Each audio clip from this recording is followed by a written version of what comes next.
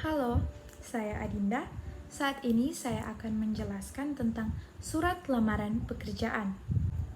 Pertama-tama, apa sih surat lamaran pekerjaan itu? Surat lamaran pekerjaan adalah sarana atau media komunikasi yang digunakan oleh calon pekerja untuk menyampaikan maksudnya untuk bekerja kepada pihak yang membuka kesempatan untuk bekerja, baik itu berupa perusahaan, industri, lembaga, hingga toko kecil. Surat ini dibutuhkan karena pada umumnya antara pelamar kerja dan pemberi kerja tidak memiliki hubungan dan tidak saling kenal, sehingga diperlukan sarana yang bersifat formal dan profesional agar kedua pihak dapat saling berhubungan dalam suatu kontrak kerja antara pelamar dan pemberi kerja. Nah, apa saja sih jenis-jenis surat lamaran pekerjaan? Berdasarkan susunannya, surat lamaran pekerjaan dibagi menjadi dua. Yang pertama, ada surat lamaran pekerjaan yang digabung dengan riwayat hidup atau CV.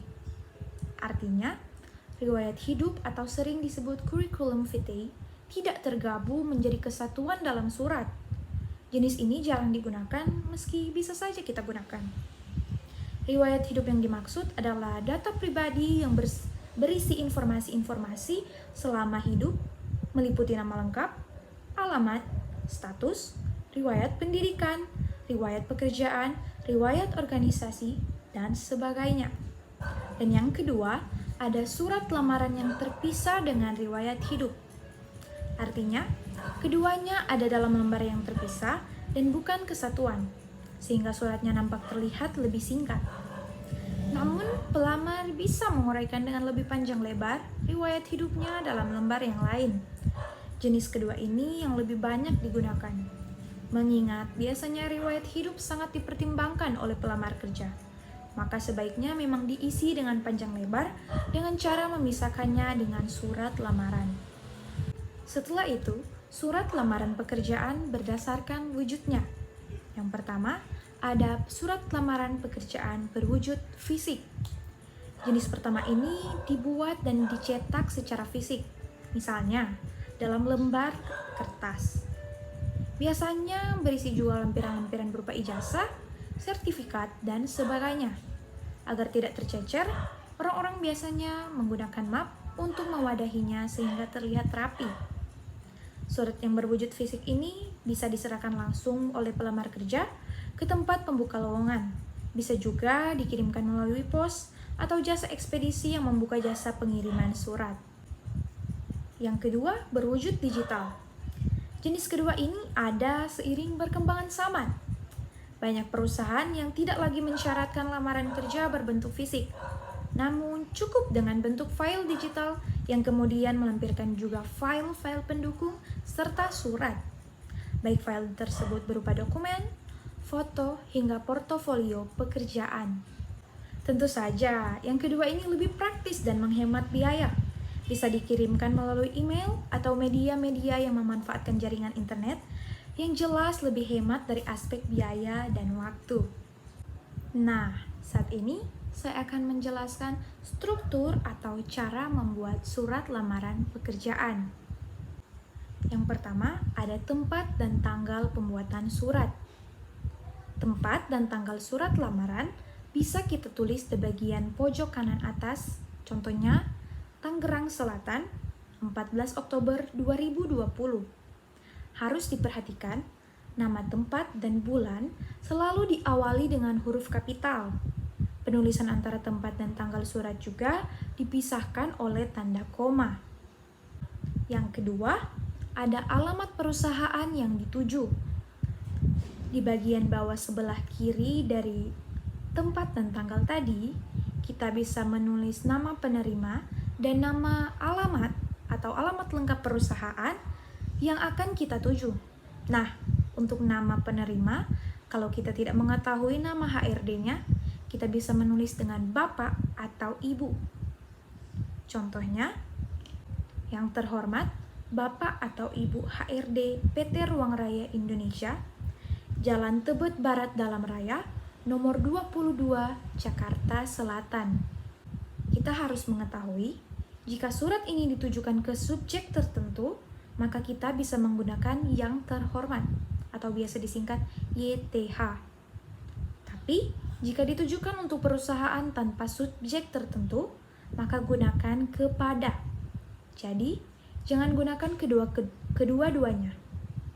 Kemudian untuk PT, tidak perlu diikuti dengan tanda titik.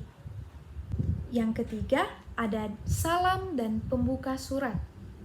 Salam dan pembuka biasanya ditulis dengan kalimat "dengan hormat".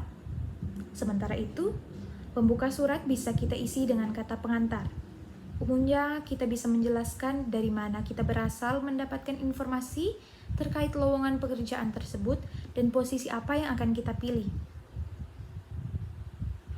Contohnya, dengan hormat, berdasarkan info lowongan pekerjaan yang disebarkan melalui situs Jobstreet, saya bermaksud mengajukan lamaran pekerjaan di perusahaan yang Bapak atau Ibu pimpin untuk menempati posisi public relation. Yang keempat, ada isi surat. Di bagian isi surat, kita bisa mengisi dengan data diri kita. Tuliskan nama lengkap, tempat, tanggal lahir, alamat, nomor telepon atau HP, atau email, serta pendidikan terakhir. Di bagian ini, kita bisa menjelaskan juga kemampuan yang kita miliki, baik itu soft skill maupun hard skill. Nah, kalau kita memiliki pengalaman magang, PKL, atau lainnya, bisa kita tuliskan juga. Namun, kalau kamu belum punya pengalaman, kamu bisa menulis pengalaman organisasi yang pernah kamu ikuti di sekolah maupun kuliah. Contohnya, saya yang bertanda tangan di bawah ini. Nama, Adinda Turangan, tempat dan tanggal lahir, Tomohon, 1 Oktober 2004. Alamat, Karombasan Selatan, Lingkungan 2. Email, adindaturangan@gmail.com. Nomor HP, 0821 8856 3046. Saya merupakan fresh graduate, sarjana ilmu komunikasi Universitas Jenderal Sudirman. Semasa kuliah, saya aktif berorganisasi di Himpunan Mahasiswa Ilmu Komunikasi dan menjabat sebagai Ketua Divisi Media Komunikasi dan Informasi. Saya memiliki kemampuan komunikasi yang baik, kreatif, dan dapat bekerja sama di dalam tim. Perlu diperhatikan di penulisan data diri, karena bentuknya daftar yang menggunakan titik 2, semua awal baris ditulis dengan huruf kecil. Penulisan titik 2 juga sebaiknya dibuat rata sebaris agar terlihat rapi. Selain itu, kalimat yang kita gunakan juga harus singkat dan jelas. Jadi, jangan bertele-tele supaya tidak memberikan kesan jenuh ketika dibaca oleh tim HRD. Yang kelima, ada lampiran atau syarat lamaran.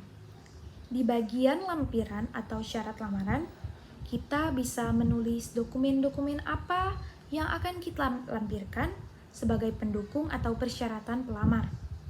Biasanya, dokumen-dokumen ini berupa daftar riwayat hidup atau CV, fotokopi ijazah, pas foto, atau portofolio.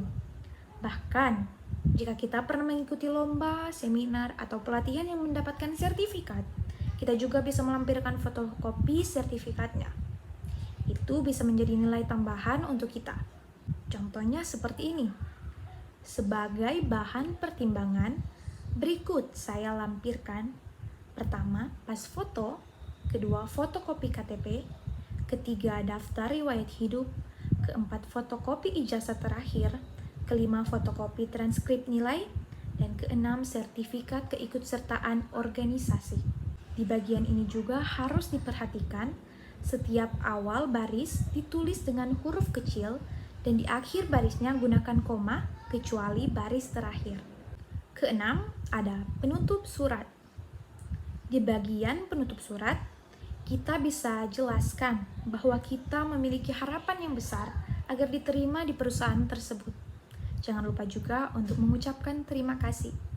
Contohnya, demikian surat lamaran pekerjaan ini saya buat.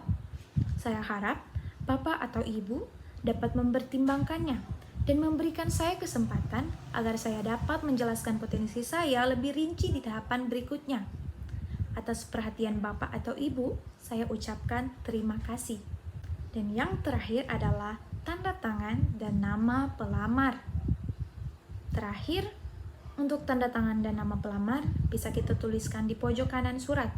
Contohnya, hormat saya, tanda tangan, Adinda Turangan. Demikian penjelasan saya. Mohon maaf jika ada salah kata dan semoga ini bisa memberikan manfaat untuk kita semua. Terima kasih.